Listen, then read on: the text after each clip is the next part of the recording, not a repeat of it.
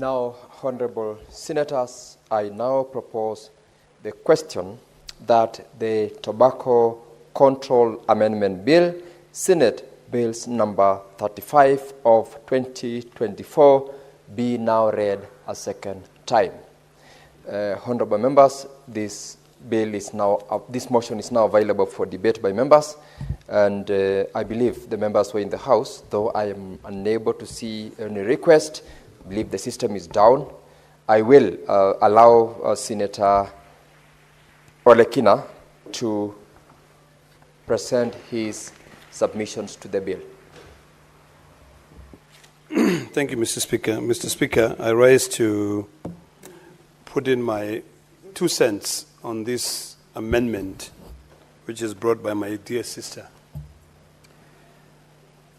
Senator Moma, on the Tobacco Control Amendment Bill 2024. Mr. Speaker, earlier on today, we spent about 3 hours in my Committee of Health. And I feel bad that this bill has been moved before my colleagues in the House have an opportunity to be able to understand what the industry, what the stakeholders who this very parliament carried out public participation to be able to seek views on what my dear sister is seeking to do. I'm going to try and summarize the areas which I think my sister, Senator Moma, is trying to deal with when it comes to the issue of the tobacco control amendments.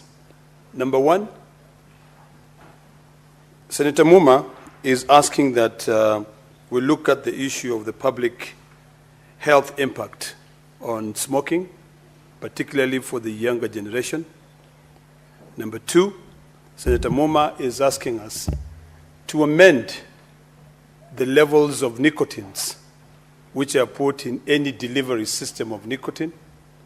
Senator Moma is suggesting that currently, having high levels of nicotine in cigarettes, or even in any nicotine delivery system of 20 milligrams, which is what the industry is pushing for, is creating a lot of addiction, particularly to the younger generation.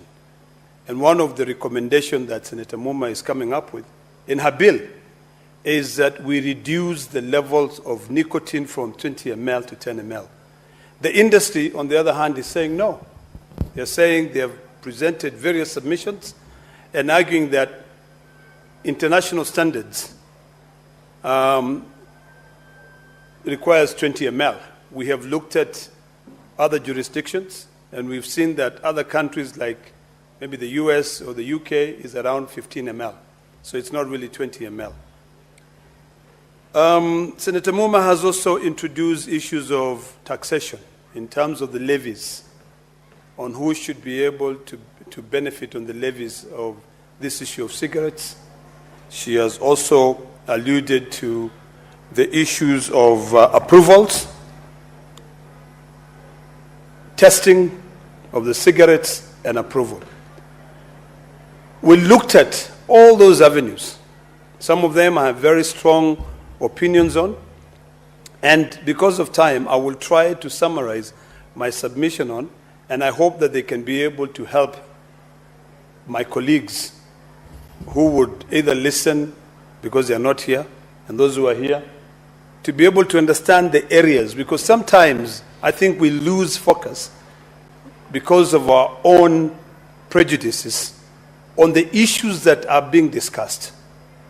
The committee, and I think I'll be jumping the gun here by discussing some of the areas that we're talking about, considered and agreed with Senator Moma that it is imperative to reduce the amount of nicotine in any nicotine delivery system or even in cigarettes from 20 to 10. That is a big argument that, of course, we are going to be having. And I heard Senator Moma saying the industry has been really lobbying to make sure that Parliament does not pass this kind of amendments. That is one of the biggest tug of war that we're going to be having. And it is imperative that people understand why reducing the levels of nicotine is important to safeguard future generations. The second point, which we deliberated on earlier on today, is the issue of flavors. And Mr. Speaker, you'll allow me to use the right Swahili word on this matter, because the way we looked at it is that Senator Moma has said that in China, there are no flavors. In China, the regulations are stricter, but here, they are not strict. You know, it is like when you do away with the flavors, it is like smoking what we used to call kraiko, where when you enter from a distance of about 20 meters, people will know that you're a smoker. But the moment you now add a flavor of strawberry, vanilla, you can be able to dupe people that you've just been enjoying a good vanilla milkshake or a strawberry milkshake. You know, for me, I looked at it in two ways. Whether you're a smoker or not, whether we can tell from 20 meters that you're a smoker, I didn't see any problem with having flavors, because you will still smoke.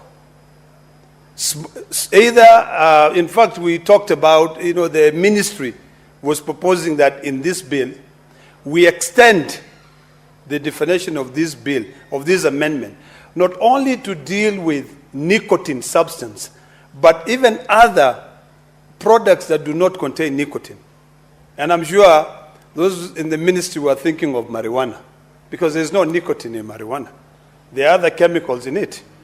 So the issue here that we all must consider and must sit down and really deliberate on is whether or not to allow this issue of flavors. There was also another issue, Mr. Speaker, on the issue of using reusable, I don't know what you call them, versus, you know, those, what are they called? I think the pods, yes. Either reusable or those ones which are disposable. That is the biggest issue. And the biggest debate, Mr. Speaker, which is important for us to understand in this bill and what Senator Moma is looking for, is that the industry is saying, no, we do not want to use reusable because they are also coming up with the issue of health issues. We want to use disposable. So there is an issue of profit versus public health. So those are the two main arguments that all of us must be reduced to, contemplate, to be able to come up with a good legislation that will guarantee the future of the cigarette industry in this country and also the future of our youth. Mr. Speaker, there is no doubt that we must develop strict and stricter regulations to be able to control the industry. Some of us were actually of the idea that whatever funds, whatever amount of money that is paid, either for approval, because we saw it fit to divide the approval process and the testing process. In the bill, Senator Momo, and I would suggest that you come up with this amendment, we have to separate and put a two-level, where the testing is strictly done by KEBS, Kenya Bureau of Standards, to be able to test the levels of those nicotines. If we now say that we are going to reduce from 20 to 10. Number two, I hate the fact that we are ending this because I really wanted to be able to articulate this, but I only have 30 seconds. But in those 30 seconds, let me put it this way. Hopefully I'll have more time. We are going to separate between the testing and the approval. The ministry does not have the capacity to test. KEBS have the capacity to test. The money that comes out,